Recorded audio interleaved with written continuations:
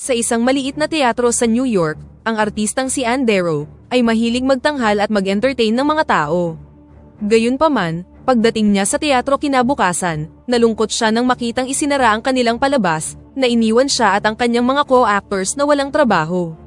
Desperado para sa trabaho, hinabol niya si Agent Weston at kinumbinsi siyang bigyan siya ng audition para sa isang papel sa isang dula na isinulat ng kanyang paboritong screenwriter na si Jack Driscoll.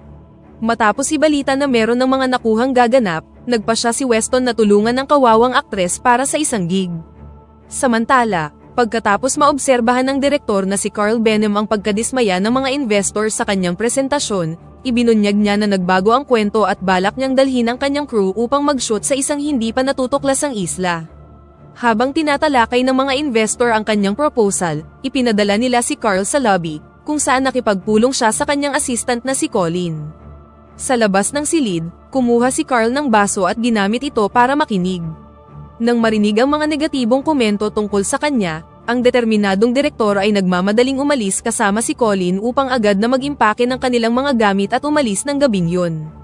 Ngunit habang nasa taxi, ipinaalam ni Colin kay Carl na ang lead actress ay nag-back out, na nag-udyok sa direktor na maghanap ng ibang artista.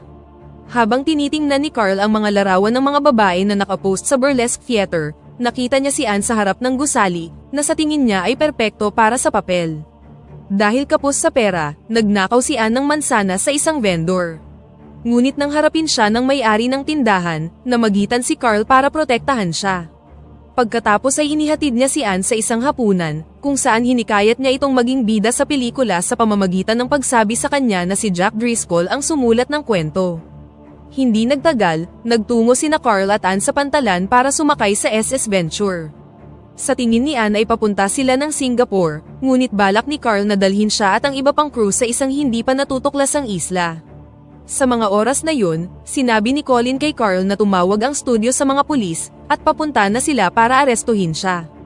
Para maiwasang maaresto, binigyan ni Carl si Captain Englehorn ng dagdag na $1,000 para maglayag na sila. Sa barko, nakilala ni Carl ang screenwriter na si Jack Driscoll, na nagbigay sa kanya ng 15 pahinang hindi pa natatapos na script. Dahil gusto niyang gumawa ng buong pelikula, ipinagpaliban ni Carl ang pagsusulat ng tseke ng screenwriter.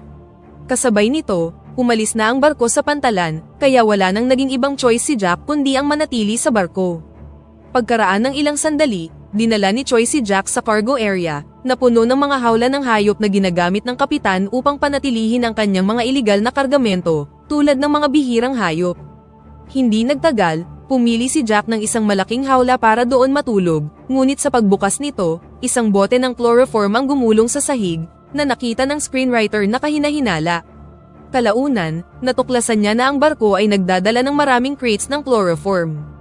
Sa kanyang kwarto, hinangaan ng lead actor na si Bruce Baxter, ang kanyang mukha sa mga poster ng pelikula sa dingding. Sa cargo hold, dumating si Jimmy upang bigyan si Jack ng pagkain. Sa kanyang paglabas, ninakaw ng batang marino ang panulat ng screenwriter. Gayunpaman, ang first mate ni Englehorn, si Ben Hayes, ay nahuli siya at inutusan si Jimmy na ibalik ito. Matapos ibalik ang panulat kay Jack, ibinahagi ni Ben na walang balak na masama si Jimmy at gusto lang niyang manatili sa lugar. Inihayag din niya na una niyang natagpuan si Jimmy bilang isang stowaway noong maliit pa lang siya. Kalaunan, ang nag-aalalang si Ben ay hinarap si Jimmy, at pinayuhan siya na maghanap ng mga alternatibong career upang hindi siya manatili sa barko hanggang sa kanyang pagtanda. Sinabi ng batang sailor na tinuturuan niya lang ang kanyang sarili, at ipinakita sa kanya ang isang ninakaw na libro mula sa library sa New York. Sa kanyang cabin, inensayo ni Ann ang kanyang pagpapakilala kay Jack, na labis niyang hinahangaan. Hindi nagtagal, ipinakilala siya ni Carl sa iba pang crew ng pelikula. Matapos makilala ang cameraman na si Herb, ang chef na si Lumpy, nakita ng excited na aktres si Mike, ang boom operator, at napagkamalan siyang si Jack. Gayunpaman, nagulat siya nang matuklasan niya ang screenwriter na nakatayo sa likuran niya. Samantala, bumalik si Baxter sa kanyang cabin at nakatagpo si Jimmy sa daan. Pagbukas ng pinto, laking gulat niya nang makita ang mga bastos na doodle sa kanyang mga poster. Nang makita niyang may bigote ang isa sa kanila, tumingin siya sa salamin at bagay ito sa kanya. Habang tinutulungan ni Carl si Jack na isulat ang script, kaswal niyang isiniwalat na mag-film sila sa Skull Island, na ikinagulat ng screenwriter. Hindi ito binanggit ng direktor dahil ayaw niyang matakot ang mga crew. Gayunpaman, narinig ni Jimmy ang kanilang pag-uusap at sinabi ito sa iba.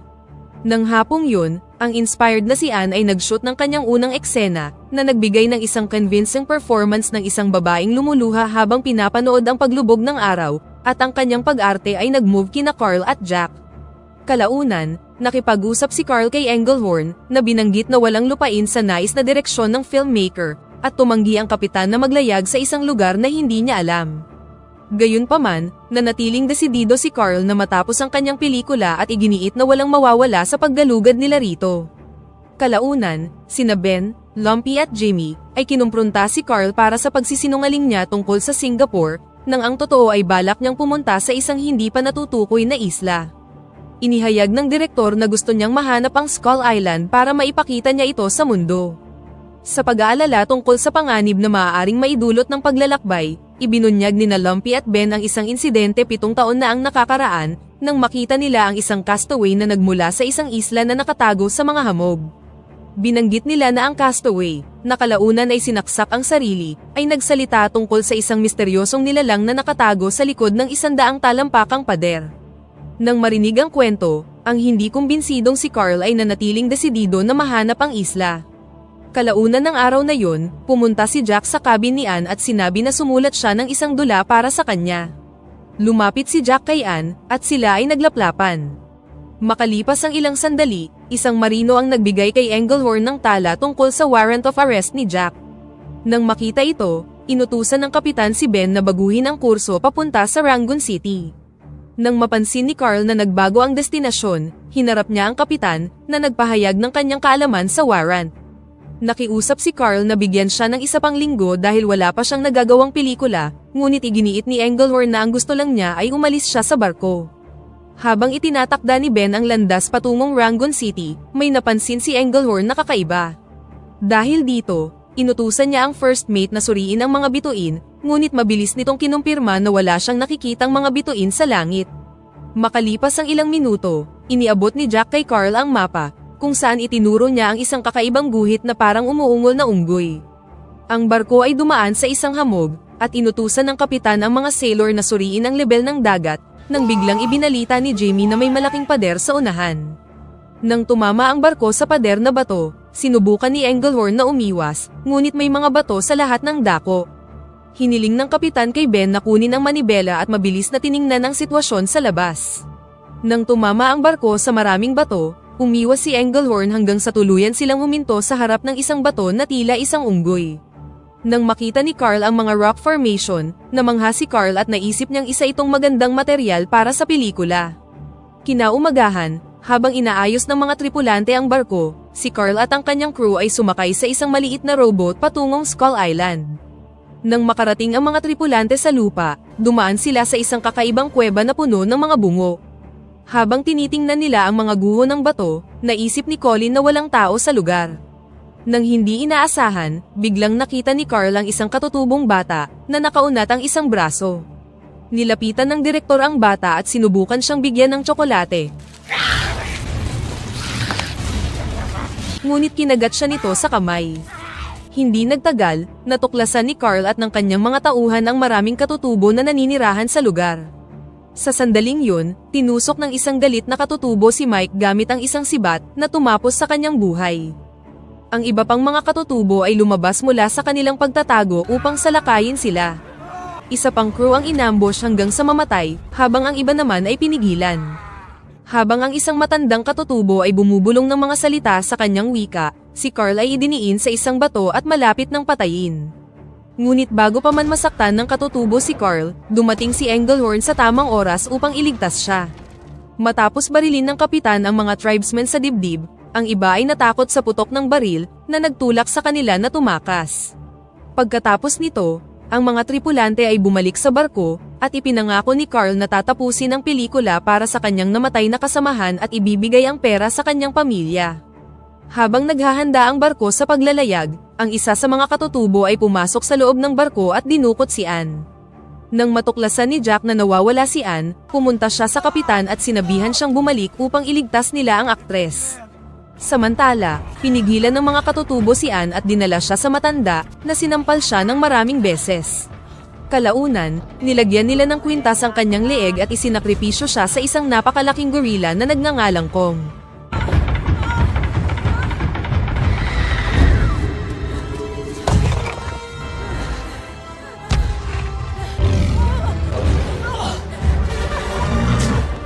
Sa barko, ang buong crew ay inarmasan ang kanilang mga sarili, at sumakay sa rowboat pabalik sa isla. Pinasok nila ang lugar ng mga katutubo at nagpaputok upang takutin sila. Biglang nakarinig ng malakas na ungol ang crew sa malapit, na sinundan ng sigaw ni Anne. Inanunsyo ni Jack na nagmumula ito sa likod ng dingding at tumakbo paakyat sa hagdan upang tingnan ito. Samantala, sumilip si Carl sa isang siwang, at nanlaki ang kanyang mga mata nang makita si Kong. Nabagabag si Carl sa kanyang nakita, ngunit tumanggi siyang sabihin kung ano ito. Carl, what is it? You saw something. Inutusan ni Englehorn ng ilan sa mga tripulante na bumalik sa barko, habang ang iba naman ay nagpatuloy sa rescue mission sa loob ng 24 oras. Inutusan ni Ben si Jimmy na manatili, ngunit sa huli ay sumali pa rin siya. Samantala, inutusan ni Carl si Herb na magdala ng wide-angle lens para sa paggawa ng pelikula. Sa ibang lugar, dinala ni Kong si Anne sa tuktok ng isang bangin at umungol ng malakas habang inaalog siya. Upang makatakas sa pagkakahawak ng unggoy, kinuha ng aktres ang kwintas at ginamit ito upang tusukin ang kanyang napakalaking kamay. Nang marinig niya ang pagtawag sa kanya ng crew, sinubukan niyang tumakbo, ngunit sa huli ay nahuli pa rin siya ng unggoy. Kinaumagahan, nagulat si Ben nang makitang sumama sa kanila si Jimmy. Nang ipahayag ng binata ang kanyang pagnanais na tumulong sa pag-rescue kay Anne, ang first mate ay nagbigay sa kanya ng baril. Habang dumadaan sa kakahuyan, binaril ni Lumpy ang mga nakakainis na insekto, ngunit tinawag siya ni Ben upang tipirin ang kanyang mga bala.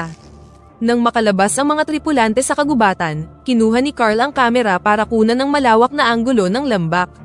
Samantala, napansin ni Jack ang isang malaking bakas ng paa, na pinaniniwalaan niya at ng mga tripulante na pag-aari ng nilalang na kumuha kay Anne. Sa kabilang banda, naghinala si Lumpy na ito ay bakas mula sa Abominable Snowman. The Abominable Snowman. Sa sandaling yun, na-realize ng crew na nawawala si Carl, ngunit ang direktor ay nasa lambak kasama sina Herb at Baxter upang kunan ng eksena kasama ang mga Brontosaurus. Nang makita ni Baxter na papunta sa kanya ang mga dinosaur, iniwan niya sina Carl at Herb at tumakbo pabalik. Ilang sandali pa, napansin ni Jack sina Carl, Herb, at isang stampede ng mga Brontosaurus na tumatakbo sa kanilang direksyon. Habang tumatakbo ang mga dinosaur mula sa isang pack ng mga raptor na humahabol sa kanila, ang ilan sa mga tripulante ay nadurog ng mga malalaking hayop. Sinubukan ni Baxter na manatili sa isang ligtas na lugar, ngunit napilitan siyang tumakbo nang lumitaw ang isang raptor sa itaas niya.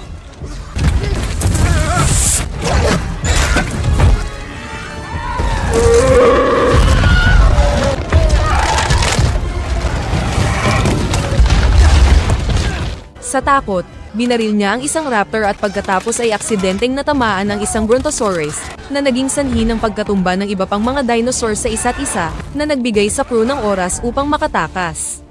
Habang umaakyat ang mga tripulante sa kaligtasan, hinabol sila ng isang grupo ng raptor.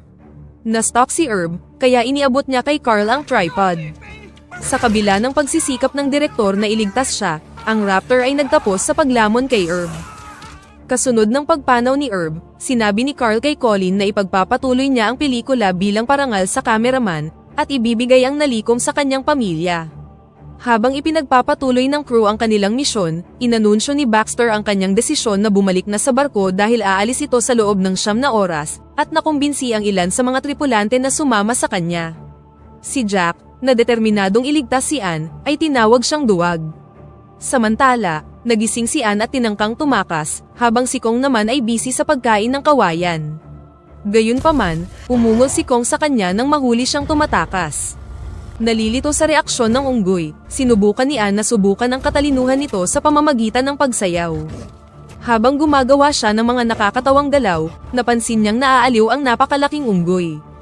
Hindi nagtagal, sinubukan siyang paglaruan ni Kong sa pamamagitan ng pagtulak sa kanya at pagkatapos ay tumawa. Gayunpaman, nang si Anne ay nagpakita ng galit sa unggoy, I said no! umungol siya at nagtantrum. Pagkatapos nito, iniwan siyang mag-isa ng unggoy na nagbigay sa nahihirapang aktres ng pagkakataong makatakas. Hindi nagtagal, narating ng grupo ang isang tulay na troso na patungo sa isang misteryosong kuweba, kung saan naroon si Kong. Gayunpaman, ang galit na unggoy ay tumakbo palabas at itinapon si Ben sa isang batong pader na tumapos sa kanyang buhay. Habang nangyayari ang lahat ng ito, tiniyak ni Carl na gumagana ang kamera para ma-record ang kawili-wiling eksena. Hindi nagtagal, sinubukan ng mga tripulante na salakayin si Kong, ngunit ang napakalaking unggoy ay niyanig ang troso, na naging sanhi ng pagkamatay ng iba. Habang binabaligtad ng unggoy ang troso, nahulog ni Carl ang kanyang kamera at naipit sa isang sanga. Sa kabilang banda, si Choi, ay tinawag si Lumpy para humingi ng tulong, ngunit nahulog siya bago pa man siya mailigtas. Si Carl, Jack, Jimmy, Lumpy, at ang iba pa, ay kumapit ng mahigpit sa mga sanga habang nahuhulog ang troso. Samantala, nakatakas si Ann at nakalabas sa kagubatan, kung saan nakatagpo niya ang isang photodon, na kinakain ng isang namatay na nilalang. Habang tumatakas, naagaw niya ang atensyon nito nang natapakan niya ang isang sanga. Dahil sa takot para sa kanyang buhay, nagtago si Ann sa loob ng isang troso. Kakainin na sana ang babae nang biglang hilahin palabas ang halimaw. Ngunit nang sa tingin niya ay ligtas na siya, nakakita siya ng isang megapid sa itaas niya at kailangang tumakas, ngunit paglabas niya sa kanyang pinagtataguan, napagtanto niya na naghihintay sa kanya ang isang mas nakakatakot na halimaw. Hinabol si Ann ng isang T-Rex, na kahit na may bitbit na patay na hayop sa kanyang bibig ay sinundan niya ang dalaga. Sinubukan ni Ann na itago ang sarili sa mga dahon upang hindi mahuli, ngunit sa lalong madaling panahon, na-realize niya na isa pang T-Rex ang nasa tabi niya, handa nang sunggaban siya. Sa kabutihang palad, nang malapit ng kainin si Ann, lumitaw si Kong, at hinampas ang dinosaur. Madali lang sanang mapagtatagumpayan ang laban kung hindi lang sana lumabas ang isa pang T-Rex, na kinagat si Kong sa braso. Na-corner ang unggoy nang lumitaw ang ikatlong kaaway at inatake siya mula sa likuran. Desperadong iligtas ang buhay ng babae, maraming suntok ang ibinato ni Kong sa mga halimaw habang pinipigilan silang makalapit kay Ann. Sa panahon ng tunggalian, nagawa ng unggoy na patumbahin ang mga dinosaur mula sa isang bangin, ngunit nauwi ito sa pagkahila niya kasama nila. Sa panahon ng pagkahulog, ang aktres ay nahiwalay sa kanyang tagapagtanggol. Nakabitin siya sa gitna ng mga ugat at malapit sa isa sa mga dinosaur, na sumubok na kainin siya sa anumang paraan. Nang makita ito, agad na nagsimulang umakyat si Kong sa mga bato at nagmamadali upang tulungan ang kanyang bagong kaibigan. Nang malapit ng kainin si Ann, inatake ni Kong ang halimaw at ang babae ay napunta sa mga kamay ng isa pang T-Rex. Sa sandaling yun, naputol ang mga ugat at ang nilalang ay nahulog sa swamp sa ibaba. Nang wala ng ibang matatakbuhan ng aktres, muling dumating si Kong para protektahan siya. Tumakbo ang unggoy patungo sa higanteng kalaban at dinispatsa ang nilalang, sa pamamagitan ng pagbali ng panga nito sa kalahati. Pagkatapos ng laban, hiniling ni Ann kay Kong na isama siya sa kanyang pag-alis. Kaya naman, hinawakan ng unggoy ang aktres at pinatong siya sa kanyang balikat.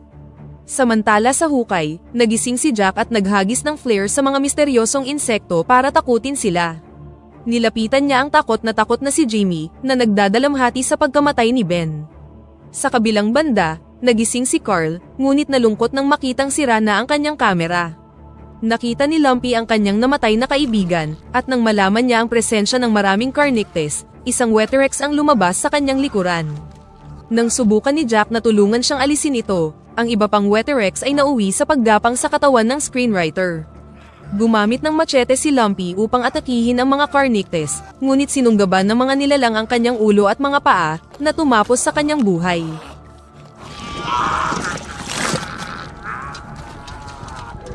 Sa sobrang galit, ginamit ni Carl ang kanyang baril para labanan ang mga insekto. Samantala, kinargahan ni Jimmy ang kanyang machine gun at binaril ang Weterex na nakabalot kay Jack. Nang malapit nang mamatay ang mga natrap na tripulante, sina Englehorn, Baxter, at iba pang mga tripulante ay dumating upang tulungan sila. Samantala, tahimik na nakaupo si Kong nang lapitan siya ni Ann.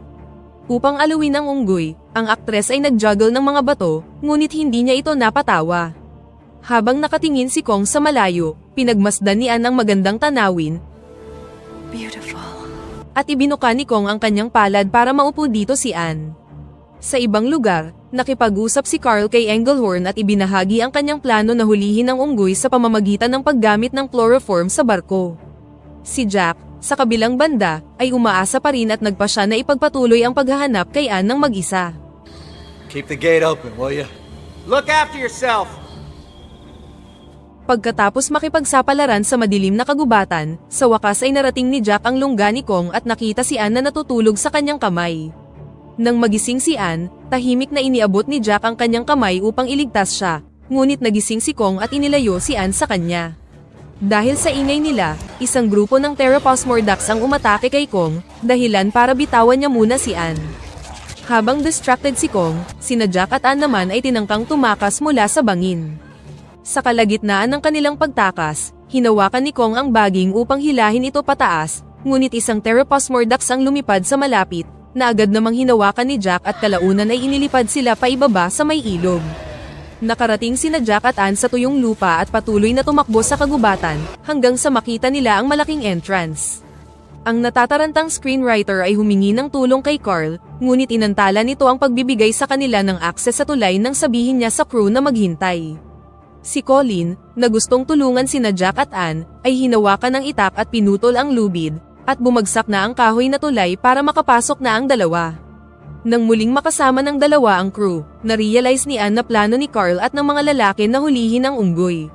Nang pumasok na si Kong, sinubukan niya silang pigilan ngunit porsigido ang crew. Naghagis si Engelhorn ng ilang bote ng chloroform sa pagtatangkang mastan ang malaking unggoy at matrap siya. Gayunpaman, nang makita ni Kong na dinadala ni Jack si Anne, kumalas siya sa mga lubid at hinabol sila. Habang sumasakay ang mga tripulante sa kanilang mga bangka, nahuli sila ni Kong at ihinagis ang isang rowboat sa dingding ng kuweba. Nang malapit nang marating ng unggoy ang kabilang rowboat, nag-shoot si Engelhorn ng isang harpoon sa kanyang tuhod. Sa sandaling mawala ng balanse si Kong, binato ni Carl ang isang bote ng chloroform sa mukha ng unggoy, na nagpatumba sa kanya. Bago mawala ng malay, iniabot ng unggoy ang kanyang kamay sa lumuluhang si Anne. Samantala, nakatayo si Carl sa tabi ng walang malay na unggoy at idineklara siyang 8th wonder of the world. Nangako siyang ipapamahagi ang kita sa lahat, alam na ang unggoy ay magdadala sa kanya ng kapalaran. Matapos dalhin si Kong sa New York, nakamit ni Carl ang malaking tagumpay nang bumenta ang kanyang palabas. Lahat ay nasa sabik na makita ang napakalaking unggoy, kabilang ang mga studio executive na tumalikod sa kanya. Habang tinatamasa ni Carl ang kanyang bagong kasikatan, tiningnan siya ni Colin nang may paghamak mula sa malayo. Samantala, habang pinapanood ni Jack ang dulang isinulat niya para kay Anne, nagmadali siyang pumunta sa palabas ni Carl para sabihin sa aktres ang kanyang tunay na nararamdaman.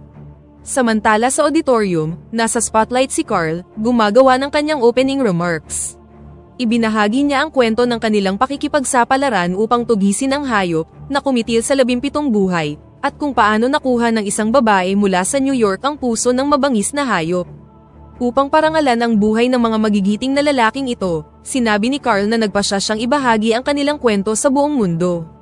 Habang bumubukas ang mga kurtina, nakita ng lahat si Kong na nakachain sa entablado at walang kapangyarihang lumaban.